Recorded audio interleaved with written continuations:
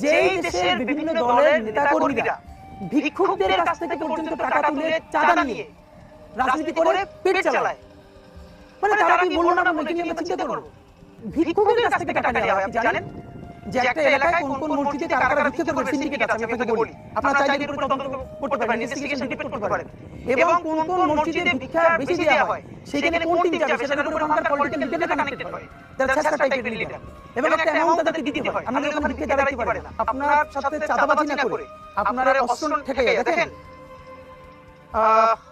আমরা যখন সবজি ওয়ালাদের সাথে কথা বলি তখন আমরা টের পাই যে এই লোকটা আগে 200 টাকা চাঁদা দিত, এখন তার 400 টাকা চাঁদা দেয়া লাগে। শুধু বলে নাই ভয়ে, তাহলে ব্যবসাটা পুরোপুরি খাবে কি করে? তো আপনি আমাদেরকে বলবেন আমরা ক্রাউড ফান্ডিং করে কি করি, আর আপনি তো করেন ক্রাউড ফান্ডিং করেন না। আপনি কিভাবে করেন? আপনি আর্মস ফান্ডিং করেন। এই আর্মস টাকা একটা ভিক্ষুকের কাছ থেকে টাকা নেওয়া হয়, আপনি জানেন?